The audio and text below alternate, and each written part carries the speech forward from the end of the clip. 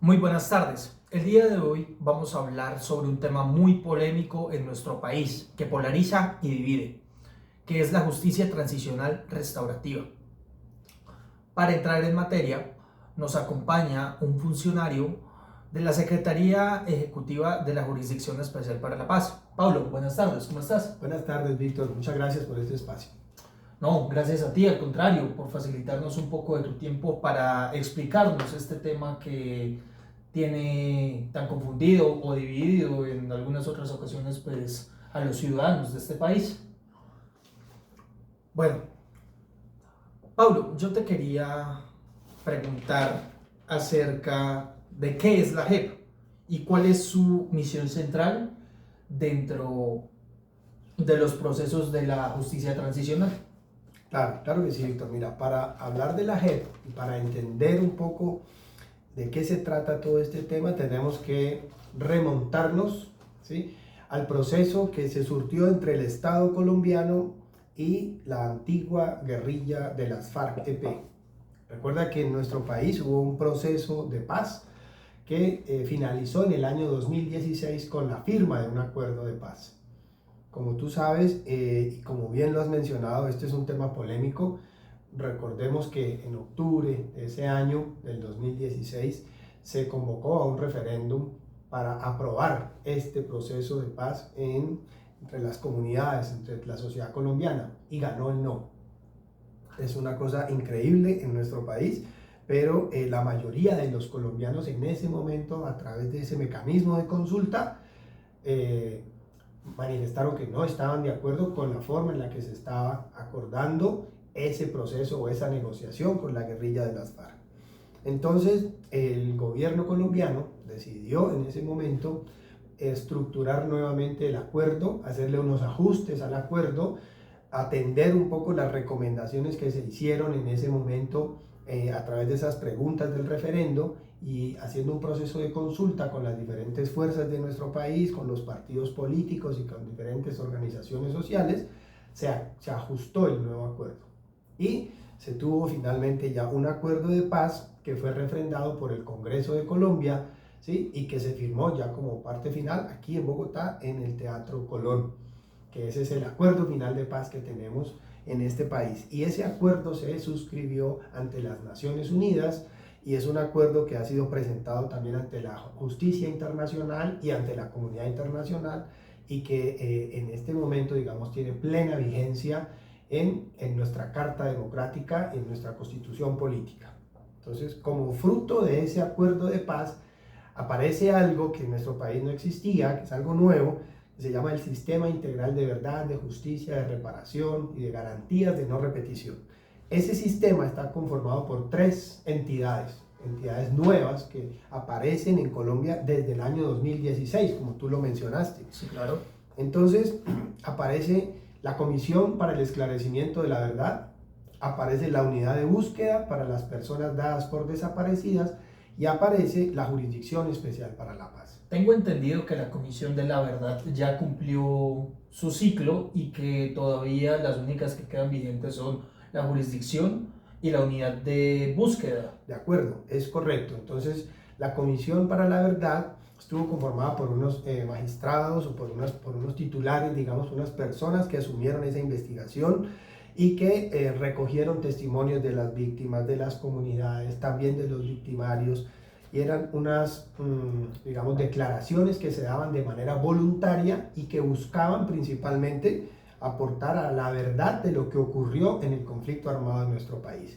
Esa tarea finalizó y de ese ejercicio, digamos, quedan unos documentos muy importantes, queda una recopilación de unos libros bastante extensos y también hay un material audiovisual, bibliográfico que se puede consultar por las redes sociales, que está disponible para todo el país, a través del cual nos podemos enterar y nos podemos dar cuenta de cuál fue la verdad que contaron las personas que estaban allí. Digamos, una de las conclusiones que podemos decir después de un buen tiempo de este proceso es que no hay una sola verdad en nuestro país frente al conflicto armado. Hay muchas verdades y eso complejiza mucho la labor judicial que desarrolla la Jurisdicción Especial para la Paz. Pero entonces la Comisión de la Verdad finalizó su trabajo, la Comisión de la Verdad ya entregó su informe, ¿cierto? Y quedan entonces las otras dos entidades, la unidad de búsqueda para las personas dadas por desaparecidas, que sigue funcionando en este momento, que cumple una labor muy importante, que se trata de toda la investigación y la búsqueda de todas estas personas que están desaparecidas, que salieron un día de sus casas, que nunca regresaron porque fueron, digamos, capturadas o fueron llevadas por los grupos armados y nunca regresaron a sus hogares. No hay cuerpos en estos momentos para poder establecer si esas personas fallecieron o no fallecieron. Entonces están en una condición de desaparecidas, que es una situación muy compleja porque las familias todavía están esperando qué pasó con sus familiares, qué pasó con sus esposos o sus hijos o sus hijas, que fueron llevadas cualquier día por parte de un grupo armado y nunca regresaron a sus hogares. Entonces, las personas que tengan información de lo que haya podido ocurrir con esos cuerpos se pueden acercar a la unidad de búsqueda y dar sus testimonios, aportar información. Estas personas son tratadas con toda confidencialidad, no se les va a abrir ningún proceso judicial, solamente se valora su información, se contrasta y si esa información conduce a la recuperación de un cuerpo para la entrega digna de esos cuerpos a los familiares, pues se habrá cumplido con ese objetivo de la unidad de búsqueda. Y entonces ahora sí pasamos a tu pregunta de ¿qué es la JEP? Entonces la JEP, que es esta otra entidad que nació con el acuerdo de paz, es la entidad que se encarga de investigar, juzgar y sancionar a las personas que participaron del conflicto armado en Colombia.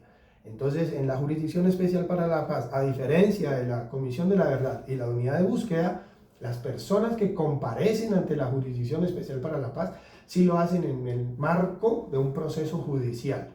Acá ya vienen a ser investigados porque se van a aplicar para estas personas unas sanciones que están establecidas, que están definidas, podemos hablar más adelante de eso, sí, claro. Pero la labor principal de la Jurisdicción Especial para la Paz es investigar, juzgar y sancionar a quienes participaron del conflicto armado en Colombia.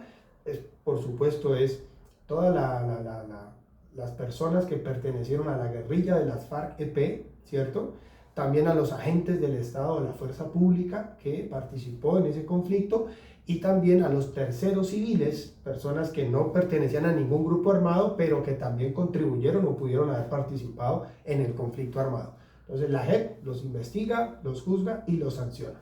Por fuerza pública sería el Ejército y la Policía Nacional, ¿cierto? De acuerdo, y la Armada de Colombia. Claro, pues sí, supongo que para muchas familias, ya pues que no se tiene un número establecido pues de desaparecidos en todo el marco como del conflicto armado de las personas desaparecidas, debe haber muchas familias que todavía siguen buscando a sus hijos o familiares después de muchísimos años. De acuerdo, Víctor. Y digamos, parte de los compromisos que asumieron los antiguos integrantes de las FARC-EP cuando firmaron el acuerdo de paz es contribuir con la verdad y con la información necesaria para que estas personas puedan ser encontradas.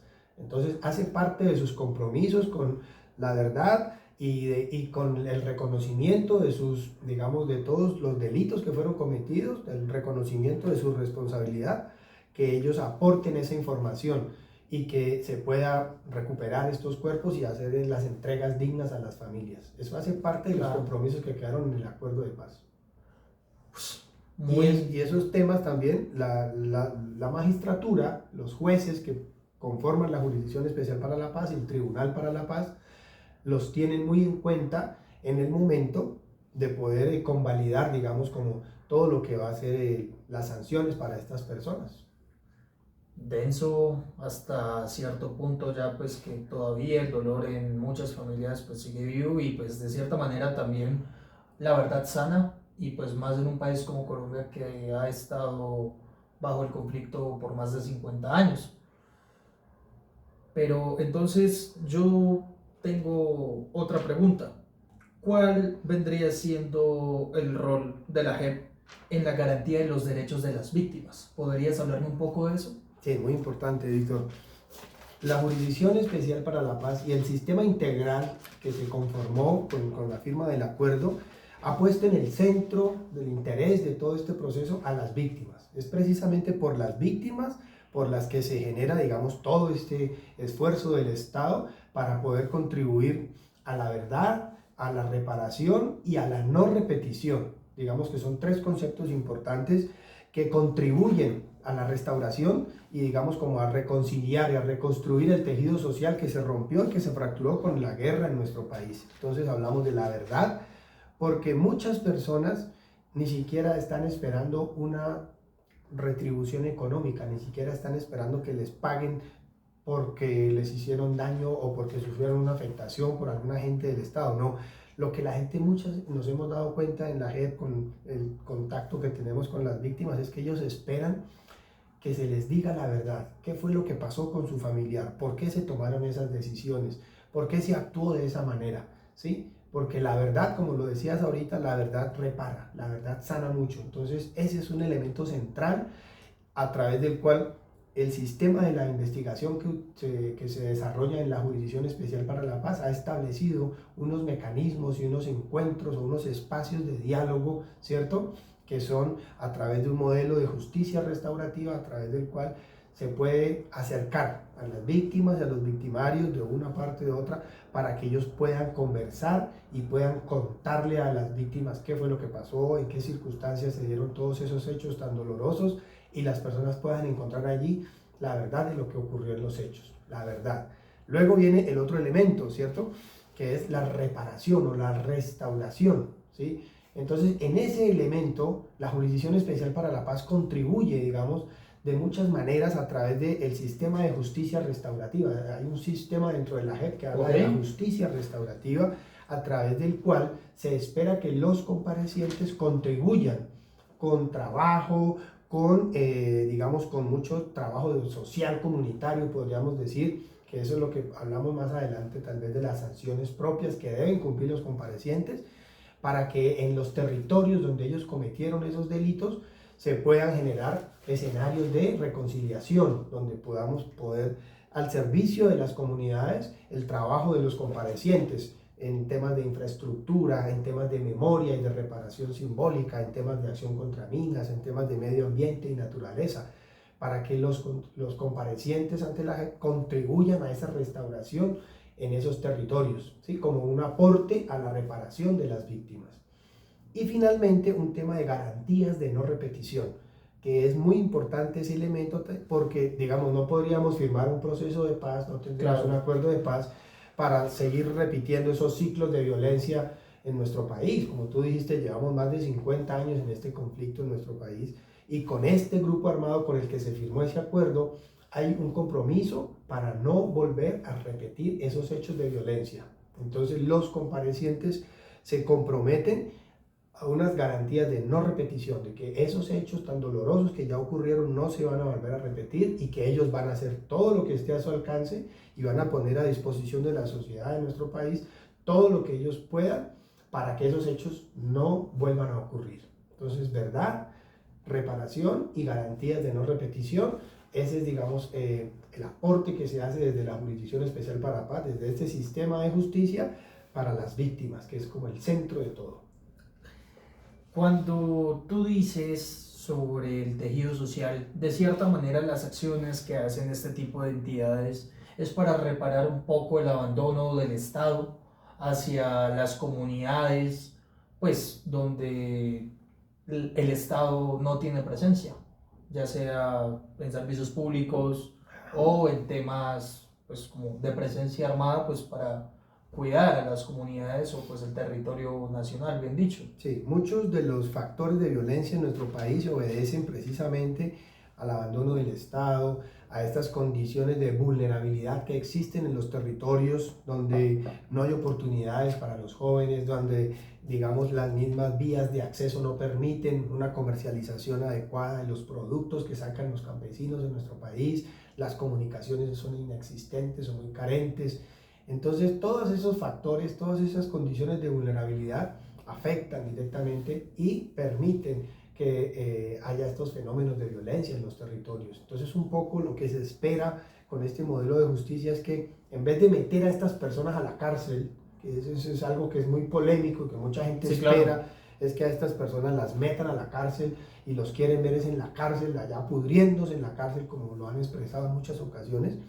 Este modelo de justicia no está previsto para eso. Este modelo de justicia lo que espera es que, al contrario, estas personas que participaron en esos delitos, que cometieron esos graves delitos y que afectaron de manera tan grave los territorios, puedan ahora dedicar parte de su tiempo, parte de su vida, digamos, de lo que va a ser la sanción que ellos van a recibir, a tratar de restablecer esas condiciones en los territorios, a mejorar las vías de acceso, a mejorar también condiciones de las escuelas que pueden haber en los municipios donde están más afectados, o de los centros de salud. Pueden participar en actividades con las parroquias, en los cementerios, donde se cometieron también muchos delitos, o pueden participar en temas de, como decía ahora, de memoria, de infraestructura memorial, para que no se olvide lo que pasó en nuestro país, porque ese también es un factor muy importante que no podemos dejar pasar por alto, y es necesario que las nuevas generaciones conozcan qué fue lo que ocurrió en nuestro país. Entonces, ellos van a estar dedicados a eso.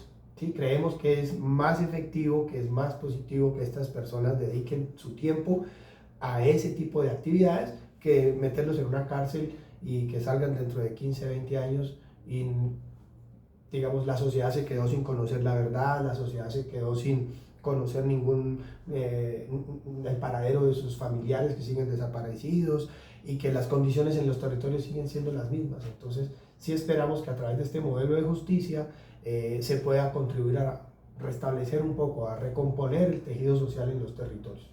Muy interesante todo el modelo de reparación que hace la JEP puntualmente, tanto con las víctimas como los victimarios, y de cierta manera me parece hasta algo simbólico que, como lo que tú dices, que se repare desde las vías de acceso, desde el tema de memoria y el trabajo, lógicamente, pues como con las comunidades para esclarecer la verdad, ¿sí?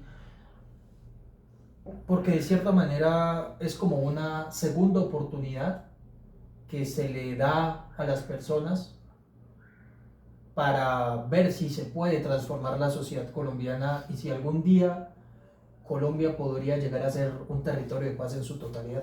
De acuerdo. Lo restaurativo siempre lo ponemos como en términos de las víctimas y de las comunidades. Claro. Pero lo restaurativo también pasa por los comparecientes, por quienes cometieron esos delitos. Para ellos también este proceso les significa como una transformación, porque en algún momento ellos empuñaron las armas, ellos tomaron decisiones, ellos afectaron a unas comunidades, cometieron unos delitos muy graves, y todo este proceso ahora que los lleva a ellos a reconocer esas faltas, a pedir perdón a las víctimas, a llegar a los territorios y empezar a trabajar por la reconstrucción de esos territorios, también les significa a ellos un tema restaurativo que esperamos que pueda significarles también a ellos una transformación en su ser, en su persona, y seguramente lo hará también en sus familias, ¿no? Porque no podemos olvidar que pues todos somos seres humanos, todos tenemos familia, todos somos personas, tenemos unos derechos, ¿verdad? Y a todos nos ha afectado la guerra de diferentes maneras, pero este proceso de justicia transicional, que es como pasar de ese periodo de guerra a un periodo de paz, debe significar una transformación para todos los que estuvieron allí involucrados.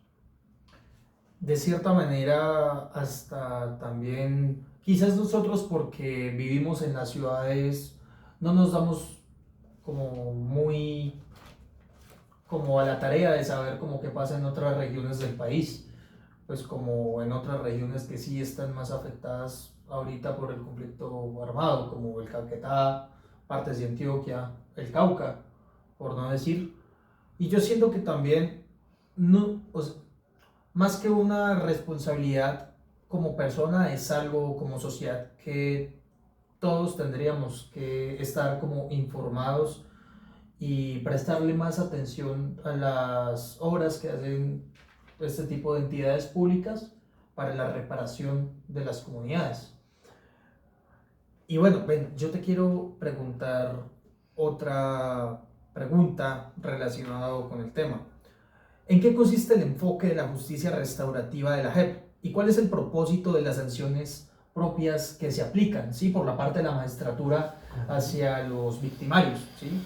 Bueno, muy bien, Víctor. Pues ya hemos venido hablando un poco del enfoque de la justicia restaurativa. Como te mencioné, tiene que ver con estos temas de verdad, de justicia, de reparación y de garantías de no repetición, a través del cual se busca que los comparecientes puedan contribuir a la reconstrucción, a la reconciliación del tejido social en los territorios a través de diferentes líneas restaurativas. Hay un sistema que está establecido en la Jurisdicción Especial para la Paz y que ha definido como 7 grandes líneas de acción a través de las cuales los comparecientes pueden trabajar y cumplir con las sanciones propias. Esas líneas de acción está entonces la acción integral contra minas antipersonal, ¿cierto? Hay temas de infraestructura, hay temas de memoria y reparación simbólica, hay temas también de naturaleza y medio ambiente. Okay. Hay temas de pedagogía, de educación para la paz, hay unos temas de enfoques transversales que tienen que ver con violencias a grupos étnicos o violencias basadas en género, violencias a personas con discapacidad, y finalmente hay una línea restaurativa sobre la búsqueda de personas dadas por desaparecidas, ¿sí? que se conecta, digamos, y que se articula con la unidad de búsqueda. Okay. De acuerdo. Entonces, como que en esas grandes 7 líneas restaurativas están puestos los esfuerzos para que los proyectos restaurativos que se están formulando en este momento ayuden a cumplir las sanciones de los comparecientes. Entonces, tú dices las sanciones propias, y creo que eso nos da pie para explicarle también a nuestra audiencia de que una persona que participó en la guerra y que se presenta ante la Jurisdicción Especial para la Paz tiene 2 posibilidades.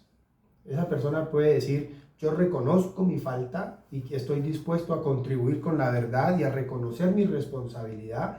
Y entonces, cuando esa persona tiene esa voluntad y esa disposición, se va por un caminito en la Jurisdicción Especial para la Paz, ¿cierto? A través del cual empieza a desarrollar estos proyectos restaurativos que lo van a conducir pues a una sanción propia, una sanción.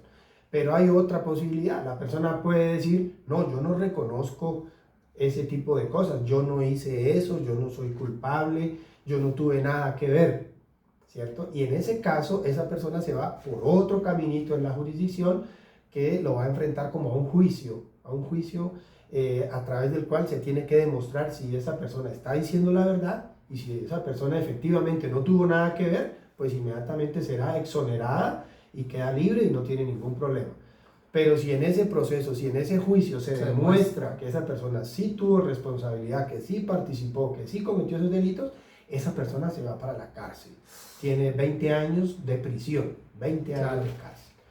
Entonces, con las otras personas, los que sí reconocen la verdad y los que sí quieren contribuir con el sistema restaurativo, tenemos estas opciones, ¿verdad? En las opciones de la sanción propia. Una sanción propia, entonces, se aplica a estas personas que tuvieron una responsabilidad importante en la comisión del delito, que fueron como muy determinantes en la comisión de ese delito. Si se establece que usted es un máximo responsable dentro de uno de esos delitos, entonces va a tener una sanción propia de hasta 8 años desarrollando trabajos, obras y actividades con contenido reparador o restaurador en los territorios. Esas son las personas que reconocen la verdad, que asumen su responsabilidad, ¿cierto? Y que fueron determinantes en esa comisión de los delitos hasta 8 años, ¿verdad? Ok. Pero hay otras personas, fíjense, que de pronto dicen: no, lo que pasa es que yo no me acuerdo de eso. Eso fue hace tanto tiempo, eso pasó hace muchos años, yo no recuerdo si yo estaba en ese territorio en esa vez, como que la memoria les falla un poco, ¿cierto? Puede pasar. Entonces, muchas veces la investigación que desarrolla la Jurisdicción Especial para la Paz con sus mecanismos, con las entidades que apoyan la Secretaría Ejecutiva y a la magistratura, pues entonces pueden llegar a establecer que esta persona como que está diciendo una verdad a medias. Y eso se puede convertir también en un agravante para esa persona. Entonces esas personas pueden ser enviadas a la cárcel hasta por un periodo de 5 años, porque como que la memoria no les alcanza. No. Entonces, sí. Cuando tú te refieres a máximos responsables, de lo que yo tengo conocimiento es que hay como ciertos grados para determinar como la participación de ya sea las FARC o Fuerza Pública, ¿cuáles son como esas categorías, si se les puede aplicar de alguna manera ese nombre, De acuerdo. para como determinar el tipo de sanción, ¿sí? Porque pues ya que tú dices que son como de 8 años máximo, pues para la gente que quiera contribuir pues al sistema restaurativo.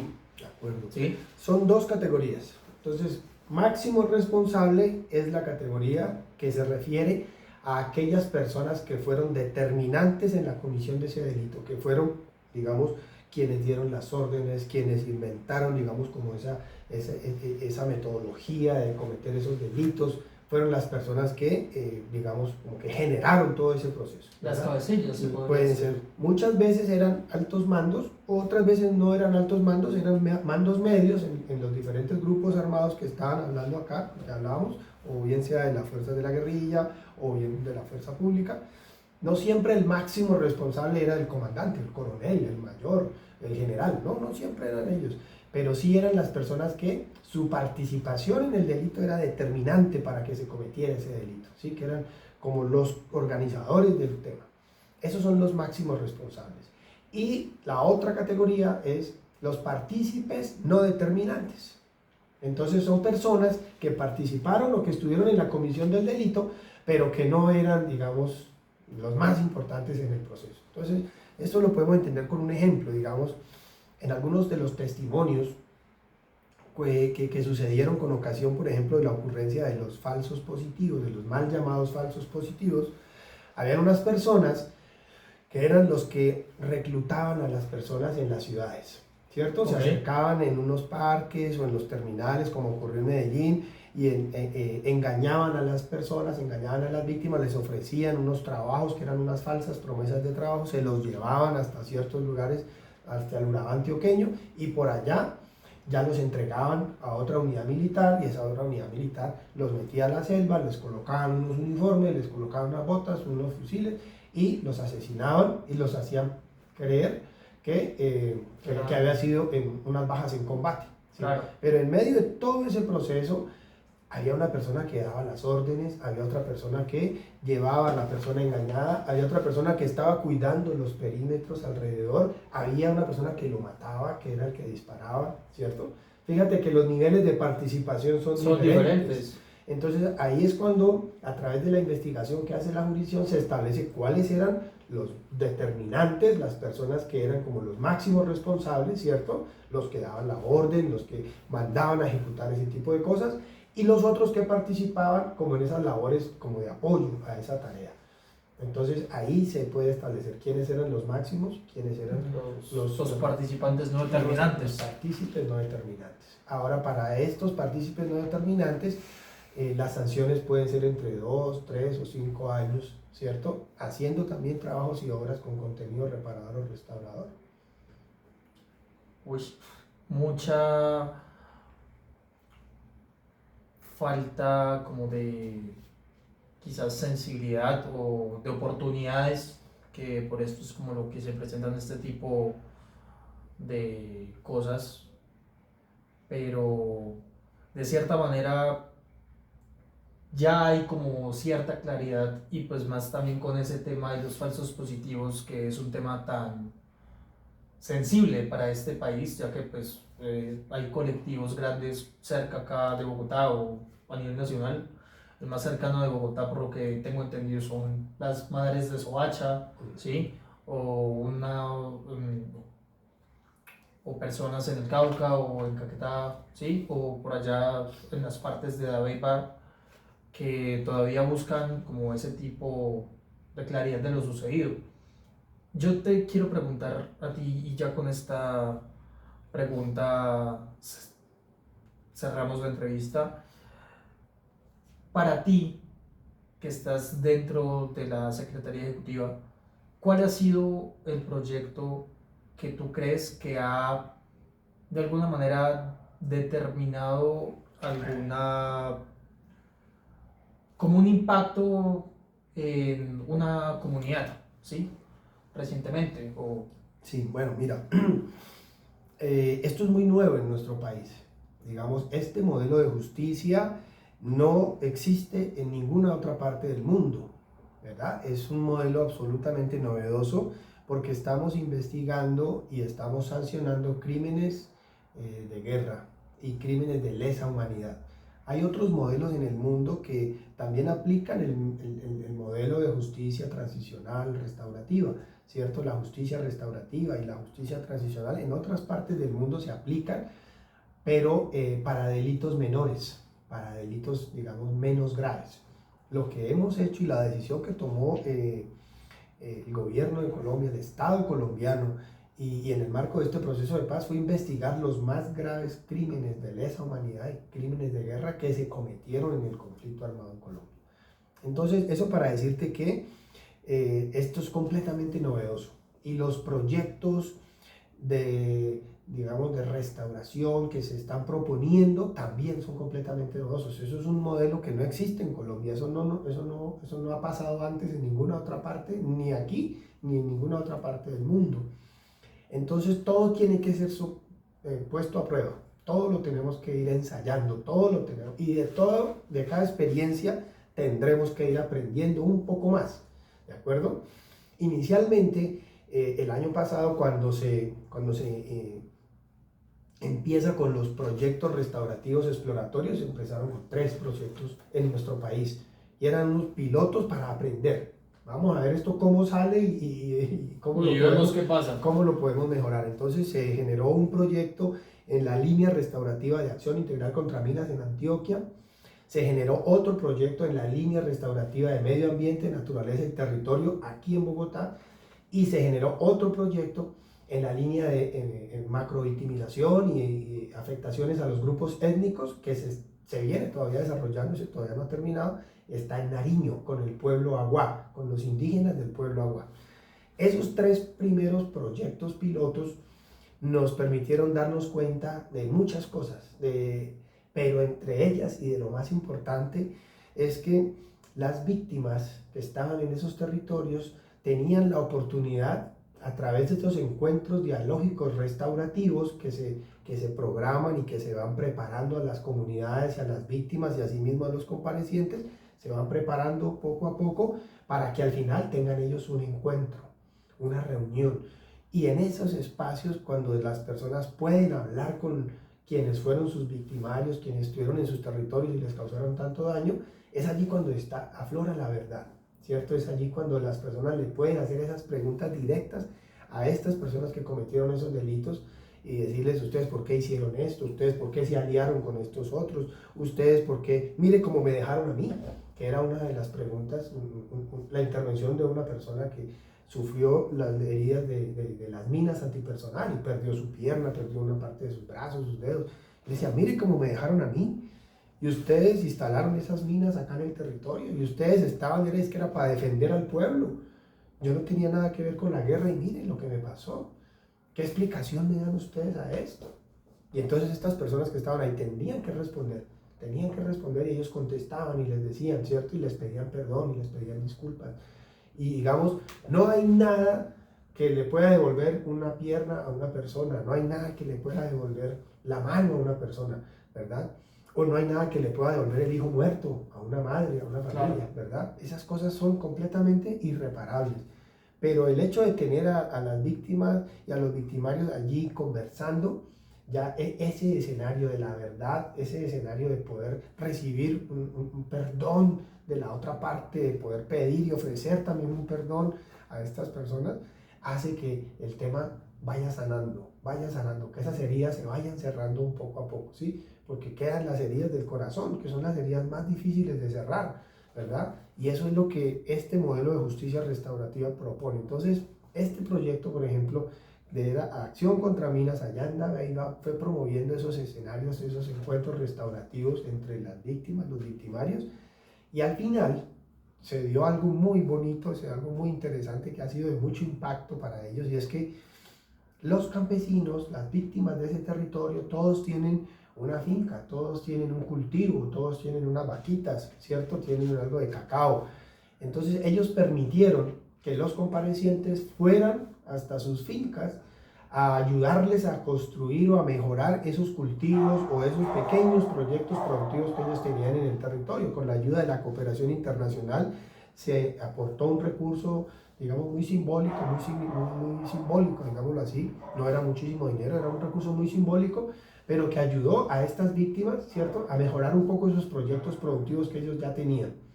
Y los comparecientes entonces fueron hasta esas fincas a trabajar en las fincas de las víctimas, ¿cierto? Como si tú le dijeras a alguien, te invito a mi casa, ven a mi casa, yo sé que tú me hiciste daño, tú fuiste la persona que me ocasionó estas heridas, pero hoy quiero darte la oportunidad de que vengas a mi casa y que vengas y me ayudes aquí a trabajar en el territorio, a ayudar a colocar los cercos, a rozar el potrero, ¿cierto? A colocar unas estacas, a mejorar unos corrales, como parte también de tu retribución, como parte de que tú me ayudas a mí, te estás ayudándome en la reparación a la que yo espero, lo que yo quisiera. Claro. Pero esa entrada a las fincas, es como esa invitación a la casa de la gente, solo fue posible luego de que se generaron esos encuentros restaurativos en medio de ese proyecto que se fue gestando allá en Antioquia con las víctimas. Entonces, creemos que ha sido una experiencia muy significativa que ha permitido que las víctimas de las minas allá en Dabeiba hoy en día se sientan atendidas, se sientan escuchadas, que les hayan contado la verdad de lo que ocurrió en su territorio, y hoy los comparecientes están aportando en ese proyecto. En este momento se está implementando allá en Dabeiba otro proyecto de memoria y de reparación simbólica. Entonces los comparecientes que cometieron algunos de esos delitos allá en ese territorio, hoy en día están pintando unos murales en el municipio. Uno está quedando dentro de la alcaldía, otros en el parque principal y otros en un puente. Son como 6 murales que se están pintando, lo están haciendo los mismos comparecientes con unos diseños y con unas imágenes que se pusieron de acuerdo con las víctimas para que eso quede ahí, y en el municipio, digamos, como que quede esa memoria, esa foto, ese retrato, ese mural que va a llevar una leyenda y va a tener una explicación allí para que las personas que pasan por Dabeiba lean, miren y digan, ah, mire, y esto lo hicieron los comparecientes que participaron en los delitos que se cometieron aquí. Entonces eso es un proyecto también de memoria que en este momento se está desarrollando allá. Interesante y también reparador y de cierta manera hasta confrontador con la realidad del conflicto armado de este país, que de cierta manera pues solo ha traído pues como que mucho dolor, pero qué bonito pues como que se le esté dando pues como otra mirada como de renacimiento también pues como en los lugares donde hubieron muertes, guerra y dolor pueda haber prosperidad y alegría, ¿sí? En la unión como con las comunidades, con las personas pues que cometieron pues los delitos de crimen.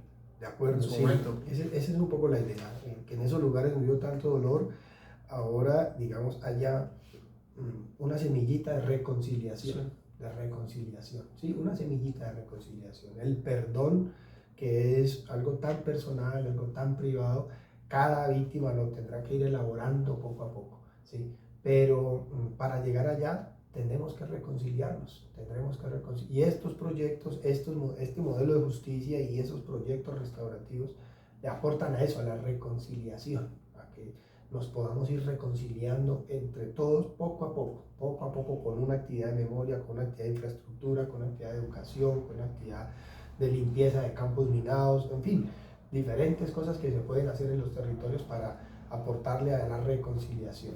Y poco a poco, sabemos que poco a poco el perdón podrá llegar. Pablo, muy interesante esta entrevista. Creo que para toda nuestra audiencia es una mirada diferente, ¿sí? A lo que normalmente pues está acostumbrado pues como a escuchar en canales de televisión masiva como RCN, Caracol, que esto normalmente no lo transmita, sino que esto se encuentra es como buscando estos espacios. Y muchas gracias por tu tiempo, por el labor tan importante que estás haciendo desde tu área en la JEP, y esperemos que esas semillas y estos proyectos que se han hecho en diferentes partes del país marquen un antes y un después para lograr una paz en Colombia y que ya terminemos con el ciclo de más de 50 años de guerra. Muchas gracias, Víctor, y bueno, que ojalá que todo eso se pueda consolidar y que nos apoye y nos ayude a que este proceso salga adelante. Muchas gracias. Muchas gracias.